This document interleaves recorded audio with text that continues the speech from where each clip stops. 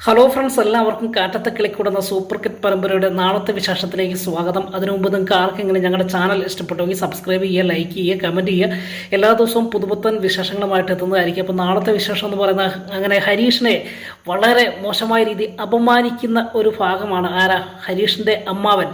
ആ സ്ഥിരം വരുന്ന ആ ചായക്കടയിൽ ഹരീഷിൻ്റെ അച്ഛനും അതുപോലെ അമ്മാവനും അതുപോലെ നാട്ടിലെ പരദൂഷണം പറയുന്ന എല്ലാവരും വന്ന് കൂടുന്ന ഒരു ചായക്കടയുണ്ടല്ലോ. ആ ചായക്കടയുടെ വാതക്കൽ നിന്ന് ഹരീഷിന് ഒരു ഒരു പണി കിട്ടിയതോ, അല്ലെങ്കിൽ ഹരീഷിൻ്റെ വണ്ടി പണിയാൻ വേണ്ടി ഒരു വണ്ടി വഴിയിൽ നിന്ന് പോയപ്പോൾ പണിയാൻ വേണ്ടി വരിക. അപ്പോൾ പണിതുകൊണ്ടിരുന്ന സമയത്ത് തൻ്റെ അമ്മാവൻ അവിടെ നിന്ന് തൻ്റെ മരുമകളുടെ അല്ലെങ്കിൽ സുനന്ദയുടെ വിവാഹത്തിനെ കുറിച്ചുള്ള വലിയ വീമ്പടിക്കുന്ന ഒരു ഭാഗമാണ്. അപ്പോൾ അതിനോടൊപ്പം തന്നെ നമ്മുടെ സുഭാഷിൻ്റെ വീട്ടുകാരെയും അതുപോലെ ഹരീഷിൻ്റെ വീട്ടുകാരെയൊക്കെ അപമാനിച്ചുകൊണ്ടാണ് സംസാരിക്കുന്നത്. എപ്പോൾ കണ്ടാലും ഹരീഷിനെയും അതുപോലെ അല്ല ഭാസ്കറിൻ്റെ വീട്ടുകാരെ അപമാനിക്കുന്നൊരു പതിവുണ്ടല്ലോ. അങ്ങനെ ആ ചായക്കടക്കാരൻ അല്പം എരിവൊക്കെ കയറ്റി കൊടുക്കുന്നുണ്ട്. അപ്പം ഗൾഫ് ചായക്കടക്കാരനോടായിട്ട് പറയാം, ഈ നാട് കണ്ടതിൽ വെച്ച് ഏറ്റവും വലിയൊരു കല്യാണമല്ലായിരുന്നു നമ്മുടെ സുനന്ദയുടെ. എൻ്റെ മരുമോളല്ലേ, അത് മാത്രമല്ല ഗൾഫുകാരൻ്റെ കല്യാണമല്ലേ, അതുകൊണ്ട് നീ ഇവരെ ആ ഹോട്ടൽ അടച്ചിട്ട് വന്നത് എന്ത് രസമായിരുന്നല്ല എന്നൊക്കെ ചോദിച്ച് ഈ ഹോട്ടലുകാരനോട് ചായക്കടക്കാരനോട് പറയുകയും ചായക്കടക്കാരൻ അതനുസരിച്ച് എരിവ് കയറ്റി കൊടുക്കുകയും ചെയ്യുക. അപ്പം അതിനോടൊപ്പം തന്നെ സുഭാഷിനെ വീട്ടുകാരെയൊക്കെ അപമാനിച്ചുകൊണ്ട് സംസാരിക്കുമ്പോൾ ഹരീഷ് കേട്ട് മടുത്ത് ഒടുവിൽ ഹരീഷ് നേരെ ആ വണ്ടി റിപ്പയർ ചെയ്തതിന് ശേഷം നേരെ ചെല്ലുന്നത് ഈ ഹരീഷിൻ്റെ അമ്മാവൻ്റെ അടുക്കലേക്ക് കേട്ടോ. അമ്മാവൻ്റെ അടുക്കലേക്ക് വരുമ്പോൾ തന്നെ ഒന്ന് പേടിക്കുന്നുണ്ട്. കാരണം ഇവർക്ക് തൻ്റെ അമ്മാവൻ അറിയാം, ഇമാർ ഒന്നെങ്കിൽ അടി തരും അല്ലെങ്കിൽ നാക്കുകൊണ്ടുള്ള ഫൈറ്റ് നടത്തും എന്നറിയാം. എങ്കിലും തൻ്റെ മനസ്സിലിരിക്കുന്ന അങ്ങനെ തുറന്നു പറയാതിരിക്കാൻ കഴിയാത്തതുകൊണ്ട് അങ്ങനെ കീർവാ അടിച്ചുകൊണ്ടിരിക്കുന്ന സമയത്താണ് സൈകേട്ട് നമ്മുടെ ഹരീഷിയില്ലേ ഒന്ന് എഴുന്നേറ്റ് വന്നേ എന്ന് പറയാം. അപ്പോൾ പെട്ടെന്ന് എന്തിനാണ് ഞാൻ എന്തിനാണ് എഴുന്നേറ്റ് വരുന്നതെന്ന് ചോദിക്കുക. ഇങ്ങനെ എണീറ്റ് വന്നേ, നമ്മൾ കാര്യം പറയാമെന്ന് പറയാം. അപ്പം അല്ലെങ്കിൽ ഞാൻ ഇവിടെ വെച്ച് പറഞ്ഞു കഴിഞ്ഞാൽ നിങ്ങൾക്ക് നാണക്കേടുണ്ടാകും, അതിനെ ഒഴിവാക്കാൻ വേണ്ടിയാണ് വരാൻ പറഞ്ഞത് എന്ന് പറയാം. അപ്പോൾ ഈ ഇദ്ദേഹത്തിന് മനസ്സിലായി ഇവൻ എന്തെങ്കിലും കുരുത്തക്കേട് വിളിച്ചു പറഞ്ഞ് നാണം കെടും. അതുകൊണ്ട് അതിലും ഭേദം പതിയെ മാറി നിന്ന് ഇവനോട് സംസാരിക്കുന്നതായിരിക്കും നല്ലതെന്ന് തോന്നി. ഹരീഷിൻ്റെ അമ്മാവൻ എഴുന്നേറ്റില്ല. എന്താണ് പറയാം. അതെ, കുറച്ച് നേരമായി എന്നോട് എൻ്റെ മുൻപിൽ വെച്ച് നിങ്ങൾ സംസാരിക്കുക, എന്നെയും എൻ്റെ ചേട്ടനെയും വീട്ടുകാരെയൊക്കെ അപമാനിച്ചുകൊണ്ട് സംസാരിച്ചുകൊണ്ടിരിക്കുന്നത്. എനിക്കിതിന് മറുപടി തരാൻ അറിയാൻ വയ്യാണ്ടല്ല, അല്ലെങ്കിൽ എല്ലാവരുടെയും മുൻപിൽ വെച്ച് പറയാൻ അറിയാൻ വയ്യാത്തതുകൊണ്ടല്ല, നിങ്ങളുടെ പ്രായത്തെ ഓർത്തുകൊണ്ട് മാത്രം. സ്ഥാനമൊന്നും ഞാൻ നോക്കുന്നില്ല, നിങ്ങളുടെ പ്രായത്തെ ഓർത്തുകൊണ്ട് മാത്രം ഞാൻ മിണ്ടാതിരിക്കുന്ന ഒരു കാര്യം പറഞ്ഞേക്കാം. നിങ്ങളുടെ സുനന്ദയുടെ വിവാഹത്തെക്കുറിച്ചൊക്കെ പറഞ്ഞല്ലോ. ഈ വിവാഹം എങ്ങനെയാണ് നടന്നതെന്ന് നിങ്ങൾക്കും അറിയാം, ഞങ്ങൾക്കും അറിയാം. അത് ഞാൻ നാട്ടുകാരോട് പറയണോ എന്ന് ചോദിക്കുക. അപ്പം പെട്ടെന്ന് ഇദ്ദേഹം അല്ലെങ്കിൽ ഈ ഹരീഷിൻ്റെ അമ്മാവനൊന്ന് പരുങ്ങുന്നുണ്ട് കേട്ടോ.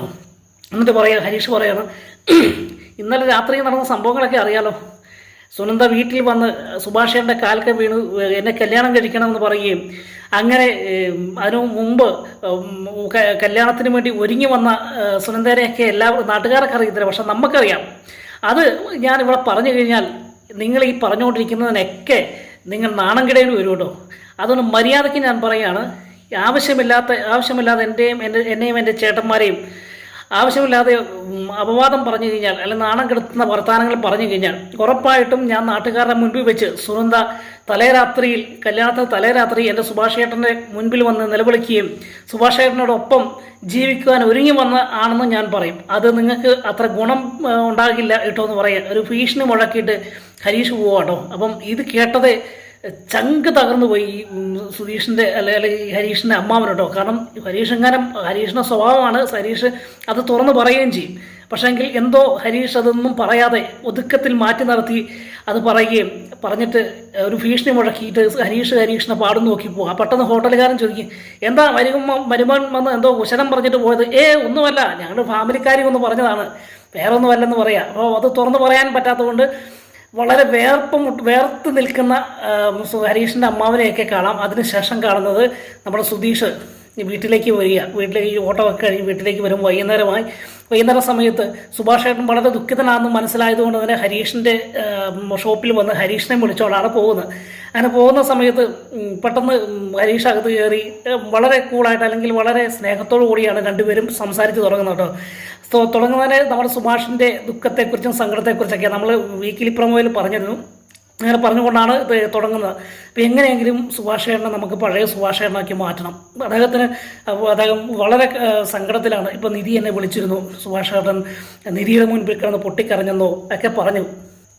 സുനന്ദയോട് അത്രമാത്രം ചേട്ടന് ഇഷ്ടമുണ്ടായിരുന്നു. പക്ഷേങ്കിൽ നിർഭാഗ്യവശാൽ സുഭാഷ് ചേട്ടനത് സുഭാഷ് ചേട്ടൻ്റെ മനസ്സറിയാമല്ലോ, അങ്ങനെ ആരെയും ദ്രോഹിക്കുന്നൊരു സ്വഭാവക്കാരനല്ല. അതുകൊണ്ടാണ് കല്യാണം കഴിക്കാഞ്ഞത് അല്ലെങ്കിൽ താലി കെട്ടാഞ്ഞതെന്നൊക്കെ പറഞ്ഞ് എങ്ങനെയാണ് നമുക്ക് നമ്മുടെ സുധീഷ് ചേട്ടനെ മടക്കി കൊണ്ടുവരണം എന്നൊക്കെ പറയുകയും പരസ്പരം അങ്ങോട്ടും ഇങ്ങോട്ടും ഒരു ധാരണയിൽ സംസാരിച്ചുകൊണ്ട് വരിക. അപ്പം എപ്പോൾ കണ്ടാലും സുധീഷും ഹരീഷും അടിയുണ്ടാകുന്നത് അവർ സംസാരത്തിനിടയിൽ ഒന്നും ഒരു വാക്ക് തർക്കമുണ്ടാകുകയോ ഒന്നും ചെയ്യുന്നില്ല. സുഭാഷ് ചേട്ടനെ എങ്ങനെയും ആ ദുഃഖത്തിൽ നിന്ന് മാറ്റിയെടുക്കുക, സന്തോഷവാനാക്കി മാറ്റിയെടുക്കുക എന്നൊക്കെ ഉള്ളൊരു സംസാരം മാത്രമാണ്. അതിനിടയിൽ ഹരീഷ് പുറകിലത്തെ സീറ്റിലിരിക്കുന്ന ഈ ആഹാരപ്പൊതി കണ്ടിട്ട്, അതായത് സുധീഷ് വീട്ടിലേക്ക് അന്നത്തെ ദിവസം സുഭാഷ് ചേട്ടനെ കൊണ്ട് പാചകം ചെയ്യിക്കാത്തത് കൊണ്ട് തന്നെ ബിരിയാണിയും മറ്റു സാധനങ്ങളും കുഴിമന്തിയൊക്കെ മേടിച്ചുകൊണ്ട് വരുന്ന. അപ്പോൾ പെട്ടെന്ന് ഹരീഷ് ഇതെന്താ ഹോട്ടലാഹാരമാണോ എന്ന് ചോദിക്കുക. അതേടാ, ഇന്ന് നമുക്ക് സുഭാഷ് ചേട്ടന് അല്പം റെസ്റ്റ് കൊടുക്കാം, നമുക്കെല്ലാവർക്കും കൂടി ഒരുമിച്ച് ഇന്ന് കഴിച്ച് സുഭാഷ് ചേട്ടൻ്റെ അവതാരം ആഹാരം കഴിക്കുക, ആഹാരം പോലും കഴിക്കാതിരിക്കുകയല്ലേ. അപ്പോൾ സുഭാഷ് ചേട്ടൻ്റെ കൂടെ ഇരുന്ന് നമുക്ക് എല്ലാവർക്കും സന്തോഷത്തോടെ ആഹാരം കഴിച്ച് സുഭാഷ് ചേട്ടനെ ഒന്ന് മാറ്റിയെടുക്കാമെന്ന് പറയാം. അപ്പോൾ ഹരീഷ് അത് ശരിയാണ്, പക്ഷേ ഇത് എവിടെ നിന്ന് കിട്ടി, നിങ്ങൾക്ക് എവിടെ നിന്ന് കിട്ടി, എവിടുന്ന പൈസ കിട്ടിയത്, നിങ്ങളങ്ങനെ മേടിക്കാറുള്ളതല്ലല്ലോ എന്ന് ചോദിക്കുകയാണ്. അപ്പോൾ പെട്ടെന്ന് സുധീഷ് പറയാണ്, അതെ എൻ്റെ അമ്മാവനൊന്നും അല്ല അവിടെ കിടന്നിരുന്നത്, ഞാൻ കാശ് കൊടുത്ത് മേടിച്ചതാണ്, ഞാൻ പണിയുന്നുണ്ട് അതുകൊണ്ട് കാശ് കൊടുത്ത് മേടിച്ചതെന്ന് പറയും. അപ്പം ഹരീഷ് പറയും, നിങ്ങൾ അങ്ങനെയൊന്നും ചെയ്യാൻ വഴിയില്ലല്ലോ, നിങ്ങളങ്ങനെ കാശ് മുടക്കുന്ന ആളല്ലല്ലോ എന്ന് പറയുകയാണ്. അപ്പോൾ പെട്ടെന്ന് സുധീഷ് പറയണം, എടാ ഇതേ ചൊറിയുന്നതൊക്കെ കൊള്ളാം, സൂക്ഷിച്ചും കണ്ട് സംസാരിച്ചോണം എന്ന് പറഞ്ഞ് പിന്നെ അവിടെ വലിയൊരു അംഗം തന്നെ നടക്കുക. ആ കാറിനകത്ത് കിടന്ന് പരസ്പരം ഇത്രയും നേരം സ്നേഹത്തോടു കൂടി സംസാരിച്ച ഹരീഷും സുധീഷും വാക്കുതർക്കമുണ്ടാകുകയും അങ്ങനെ പരസ്പരം വാക്കുകൾ കൊണ്ട് വലിയൊരു ഫൈറ്റ് നടത്തി ഒടുവിൽ വീട്ടിൽ വരുന്ന ഒരു ഭാഗമാണ്. വീട്ടിൽ വരുമ്പോൾ സുധീഷ് ചേട്ടനെ ഇങ്ങനെ എഴുന്നേൽപ്പിച്ച് വിടാതെ നമ്മുടെ നികേഷ് ഓരോ കാര്യങ്ങൾ സംസാരിച്ചുകൊണ്ടിരിക്കുക. അപ്പോൾ പെട്ടെന്ന് സുഭാഷ് എണീറ്റ് പോയി പാചകം ചെയ്യാൻ വേണ്ടി പോകുന്ന സുഭാഷ് തന്നെ ഇവിടെ ഇരിക്കുക എന്ന് പറഞ്ഞ് നികേഷ് പിടിച്ചിരുത്തുക. അപ്പം സുഭാഷ് പറയുന്നുണ്ട്, എനിക്ക് ഇവിടെ ഇങ്ങനെ ചുമ്മാ ഇരുന്നാൽ പോരാ, എനിക്ക് പാചകം ചെയ്യേണ്ട, ആഹാരം ഉണ്ടാക്കേണ്ടതെന്ന് ചോദിക്കുകയാണ്. അല്ലാതെ നിൻ്റെയൊക്കെ നിന്നോടൊക്കെ വർത്തമാനം പറഞ്ഞിരുന്നു ഞാൻ നമുക്കൊന്നും കഴിക്കാൻ പറ്റില്ല എന്ന് പറയാം. അങ്ങനെ പറഞ്ഞുകൊണ്ട് വേണ്ട ഇപ്പോൾ ഉണ്ടാക്കേണ്ടത്, നമുക്ക് കുറച്ച് നേരം സംസാരിക്കാമെന്നൊക്കെ പറഞ്ഞ് നികേഷ് സുഭാഷിനെ പിടിച്ചിരുന്നു. ഈ സമയത്ത് പുറത്ത് കാറ് വരുന്നു. സുധീഷും ഹരീഷും വരുന്നു. പെട്ടെന്ന് അകത്തേക്ക് കയറി വരുമ്പം പെട്ടെന്ന് നിധിയും വെളിയിലേക്ക് ഇറങ്ങി വരുന്നുണ്ട് കേട്ടോ. നിധിയും വന്നു.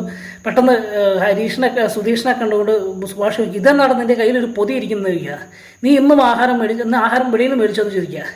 അപ്പോൾ സുധീഷ് ഇന്ന് ഞാൻ ബിരിയാണിയും അതുപോലെ കുഴിമന്തിയൊക്കെ മേടിച്ച് നമുക്കിത് കഴിക്കാം സുഭാഷേടെന്ന് പറയാം. അപ്പോൾ സുഭാഷ് പറയാണ്, എടാ എന്തിനാണ് കാശ് കളയുന്നത്, ഇവിടെ ആഹാരം ഉണ്ടാക്കത്തില്ലേ എന്ന് ചോദിക്കുകയാണ്. അപ്പം സുധീഷ് പറയുന്നുണ്ട്, അത് കഴിച്ച് മടുത്തു ചേട്ടാ, എന്ന് സുഭാഷേൻ്റെ ഈ ആഹാരം കഴിച്ച് മടുത്തു, ഇനി ഇടയ്ക്കൊക്കെ ഒന്ന് ഹോട്ടലാഹാരം കഴിക്കുന്നതിന് കുഴപ്പമൊന്നുമില്ല എന്ന് പറയാം. അപ്പം നിധി പെട്ടെന്ന് ഈ ആഹാരം വന്ന് സുധീഷിൻ്റെ കയ്യിൽ നിന്ന് മേടിക്കും കേട്ടോ.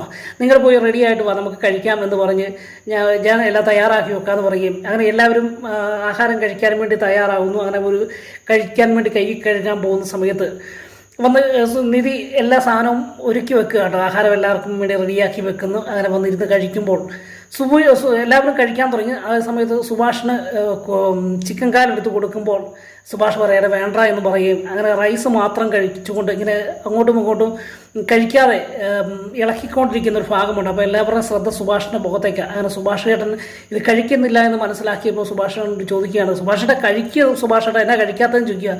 അപ്പോൾ പെട്ടെന്ന് ഞെട്ടി ഒന്ന് അല്പം ആഹാരം എടുത്ത് വായിൽ വെക്കുന്നു. പിന്നെ ഇങ്ങനെ ഓർമ്മയിൽ അല്ലെങ്കിൽ സുനന്ദയെക്കുറിച്ചുള്ള ഓർമ്മ, ആ വേദന ഇങ്ങനെ മനസ്സിൽ തളം കെട്ടി നിൽക്കുന്നത് കൊണ്ട് തന്നെ സുഭാഷിനെ വീണ്ടും കഴിക്കാൻ പറ്റുന്നില്ല. ഇങ്ങനെ അങ്ങോട്ടും ഇങ്ങോട്ടും ആഹാരം ഇട്ട് ഇളക്കിക്കൊണ്ടിരിക്കുന്ന സമയത്ത് സുധീഷ് ചോദിക്കുകയാണ്, ചേട്ടൻ ഓക്കെ ആണോ എന്ന് ചോദിക്കുകയാണ്. അപ്പോൾ ഞാൻ അതിനിപ്പോൾ എന്നാടാ എന്ന് ചോദിക്കുകയാണ്. അതിനാണ് നീ അങ്ങനെ ചോദിച്ചത് എന്ന് ചോദിക്കുമ്പോൾ, അല്ല നികേഷ് പറഞ്ഞ സുഭാഷേട്ടന് തലവേദനയാണെന്ന് പറഞ്ഞു, അതുകൊണ്ടാണെന്ന് പറയാം കേട്ടോ. അത് കുഴപ്പമില്ല, അത് കുറവുണ്ട് എന്ന് പറയാണ്. അപ്പം ഹരീഷൻ ചോദിക്കുന്നത്, സുഭാഷേട്ടാ വേറെ ഒരു കുഴപ്പമൊന്നുമില്ലോ, സുനന്ദയുടെ വിവാഹം നടന്നതിൻ്റെ വിഷയങ്ങളൊന്നും ഇല്ലല്ലോ എന്ന് ചോദിക്കുകയാണ്. അതൊന്നും കുഴപ്പമില്ല എന്ന് പറഞ്ഞ് ആഹാരം ഇവരെ ബോധിപ്പിക്കാൻ വേണ്ടി കഴിക്കാൻ തുടങ്ങുന്ന സമയത്ത് നമ്മുടെ ഭാസ്കരൻ ഒരു പാട്ടൊക്കെ പാടി സൈക്കിളുമായിട്ട് വരുന്നു. അങ്ങനെ വന്ന് നോക്കിയപ്പോൾ നേരെ ഹാളിലേക്ക് വരുമ്പോൾ എല്ലാവരും ഇന്ന് ആഹാരം കഴിച്ചുകൊണ്ടിരിക്കുക. അപ്പോൾ നല്ല ചിക്കനും അതുപോലെ ചിക്കൻ ബിരിയാണിയും ഒക്കെ ഇരിക്കുന്ന കണ്ടപ്പോഴത്തേക്ക് പെട്ടെന്ന് ഭാസ്കരനും അതിനകത്ത് നിന്ന് വന്ന് കൈയിട്ട് വാരി തൻ്റെ വീതം എടുത്തുകൊണ്ട് വെളിയിലേക്ക് പോകുന്നൊരു ഭാഗമൊക്കെ ഉണ്ട്. അങ്ങനെ പാട്ടും പാടി ഒരു കളിയാക്കിയുള്ള ഒരു പാട്ടൊക്കെ പാടി താൻ വെളിയിൽ പോയിരുന്ന ആഹാരം കഴിക്കുന്ന ഈ സമയത്ത് സുഭാഷ് ചേട്ടൻ വീണ്ടും ദുഃഖിതനാണ് ഈ സമയത്ത്. സുധീഷ് നികേഷിനെ വിളിച്ച് ചെവിയിൽ പറയണത് നമുക്കൊരു കാര്യം ചെയ്യാം എന്ന് പറയുകയും അങ്ങനെ രഹസ്യമായിട്ട് ചില പ്ലാനിങ് നടത്തുകയാണ്. അങ്ങനെ നടത്തുന്ന സമയത്ത് ആദ്യം നികേഷ് എഴുന്നേറ്റ് പോകട്ടോ. അപ്പോൾ ഇതൊന്നും സുഭാഷ് ശ്രദ്ധിക്കുന്നില്ല. സുഭാഷ് ആ ആഹാരവും അങ്ങോട്ടും ഇങ്ങോട്ടും ഇളക്കിക്കൊണ്ടിരിക്കുകയാണ്. അതിനിടയിൽ അതിനുശേഷം സുധീഷും എഴുന്നേറ്റ് പോവുക. സുധീഷ് പറഞ്ഞിട്ടാവുക സുഭാഷിനെ ഞാൻ ഇപ്പോൾ വരാമെന്ന് പറഞ്ഞ് എണീറ്റ് അങ്ങ് പോവാട്ടോ. പോയി കഴിയുമ്പോൾ പിന്നെ കാണുന്നത് നികേഷ് മൊബൈലിൽ ഒരു പാട്ടൊക്കെ വെച്ച് ഒരു ഡാൻസ് കളിക്കുന്നൊരു ഭാഗമാട്ടോ. അപ്പോൾ ഇത് പെട്ടെന്ന് അതിനോടൊപ്പം തന്നെ സുധീഷും നികേഷും കൂടെ ഒരു തകർപ്പൻ അടിച്ചുപൊളിപ്പാട്ടും സ്ത്രീയുടെയും പുരുഷൻ്റെയും വേഷം കെട്ടി ഒരു അടിപൊളി ഡാൻസ് കളിക്കുന്നൊരു ഭാഗമാണ്. അപ്പം ഹരീഷിന് മനസ്സിലായ സുഭാഷ് ചേട്ടനെ ഒന്ന് സന്തോഷപ്പെടുത്താൻ വേണ്ടിയാണെന്ന് തോന്നുകയും അങ്ങനെ ഹരീഷും എഴുന്നേറ്റ് എന്ന് 3 പേരും കൂടെ നൃത്തം ചെയ്യാട്ടോ. അപ്പം നിധിക്കും സുഭാഷിനൊക്കെ സുഭാഷിൻ്റെ ദുഃഖമൊക്കെ മാറി ചിരി വരികയും അങ്ങനെ അത് കണ്ടപ്പോൾ സന്തോഷം തോന്നുക. പെട്ടെന്ന് ഇവർ 3 പേരും ഡാൻസ് കളിച്ചുകൊണ്ട് ഇരിക്കുന്ന ഇടയിൽ പെട്ടെന്ന് നികേഷും സുധീഷും കൂടെ ചെന്ന് സുഭാഷിനെ പൊക്കിയെടുക്കുക കേട്ടോ. പൊക്കിയെടുത്ത് സുഭാഷേട്ടാ നമുക്ക് ഒരുമിച്ച് കളിക്കാമെന്ന് പറയുകയും അയ്യോ എന്നെ പെട്ടെന്ന് ഞാൻ കളിക്കുന്നില്ല എന്ന് പറഞ്ഞൊക്കെ പറയുന്നുണ്ട് കേട്ടോ. പക്ഷേങ്കിൽ ഇവന്മാരെ പൊക്കിയെടുത്തുകൊണ്ട് പോയി അങ്ങനെ സുഭാഷിനെ കൊണ്ടും ഡാൻസ് കളിപ്പിക്കുക. അവരുടെ ഡാൻസ് തകർപ്പൻ ഡാൻസ്. അപ്പം നിധി കൈയടിച്ചുകൊണ്ട് അത് സന്തോഷിപ്പിക്കുന്ന ഒരു ഭാഗമൊക്കെ ഉണ്ട്, അല്ലെങ്കിൽ പ്രോത്സാഹനം കൊടുക്കുന്ന ഒരു ഭാഗങ്ങളൊക്കെ ഉണ്ട് കേട്ടോ. അതിനുശേഷം കാണുന്നത് ഭാസ്കരൻ വെളിയിൽ ആഹാരമൊക്കെ കഴിച്ച് കൈ കഴുകിക്കൊണ്ടിരിക്കുമ്പോൾ അകത്തുനിന്ന് നല്ല പാട്ടും ഒച്ചപ്പാടും ഒക്കെ കേൾക്കുക. ഷടാ ഇതെന്താണ് എന്ന് അകത്തൊരു ഒച്ചപ്പാട എന്ന് ചോദിച്ച് അകത്തേക്ക് കയറി ചെല്ലുമ്പോൾ എല്ലാവരും കൂടെ കൂടി ഇന്ന് ഡാൻസ് കളിക്കുന്ന ഒരു ഭാഗമാണ്. പെട്ടെന്ന് ഭാസ്കരൻ നിർത്താൻ പറയാം. അപ്പോൾ പെട്ടെന്ന് എല്ലാവരും നിർത്തി കേട്ടോ. നിർത്തി കഴിയുമ്പോഴത്തേക്ക് ഇതെന്നെ ഇടയിൽ കാണിക്കുന്നത്, ഇതാണോ ഡാൻസാണോ കളിക്കുന്നത്, ഈ രാത്രി എന്നെ ഒച്ചപ്പാടാണെന്നൊക്കെ ചോദിക്കുക. ഇങ്ങനെയാണോ ഡാൻസ് കളിക്കുന്നത് എന്ന് ചോദിക്കുക. അപ്പോൾ എല്ലാവർക്കും ഒരു ചമ്മൽ അല്ലെങ്കിൽ ഒരു പെട്ടെന്നൊരു സ്റ്റക്കായി പോകും. എന്നിട്ട് ഇങ്ങനെ കളിക്കണം എന്ന് പറഞ്ഞ് ഭാസ്കരനും അവിടെ നിന്ന് ഡാൻസ് കളിക്കുന്നൊരു ഭാഗമുണ്ട്. അങ്ങനെ ഡാൻസ് കളിക്കാൻ തുടങ്ങും. അങ്ങനെ ഭാസ്കരനും ഡാൻസ് കളിക്കുന്നു. ഒപ്പം തന്നെ മക്കളായ സുഭാഷും സുധീഷും ഹരീഷും നിധിയും കൂടെ ഡാൻസ് കളിക്കുന്ന ഒരു രസകരമാകുന്ന നിമിഷമുണ്ട്. അങ്ങനെ ഡാൻസൊക്കെ കളിച്ച് എൻജോയ് ചെയ്ത് സുഭാഷ് ചേട്ടൻ്റെ മനസ്സ് ഒന്ന് മാറ്റിയെടുക്കുന്ന ഒരു മനോഹരമാകുന്ന നിമിഷമാക്കിയായിരിക്കും. അതിനോടൊപ്പം തന്നെ അവസാന ഭാഗങ്ങളിൽ കാണുന്ന നാളെ വരുമോ ഇല്ലയെന്ന് അറിയത്തില്ല. വീണ്ടും സുഭാഷ് രാവിലെ ആഹാരം ഉണ്ടാക്കിക്കൊണ്ടിരിക്കുന്ന സമയത്ത് സുനന്ദ സുഭാഷിനെ കാണുവാൻ വേണ്ടി ഒരു വരവുണ്ട് കേട്ടോ. അതിനെക്കുറിച്ചുള്ള പ്രമോ വിശേഷം നാളെ പറയാം. നാളെ ഇത്രയുമൊക്കെ ആയിരിക്കും നടക്കുന്നത്. വീണ്ടും അടുത്ത ദിവസത്തെ വിശേഷമായി കാണുന്നവരെ എല്ലാവർക്കും ഗുഡ് ബൈ.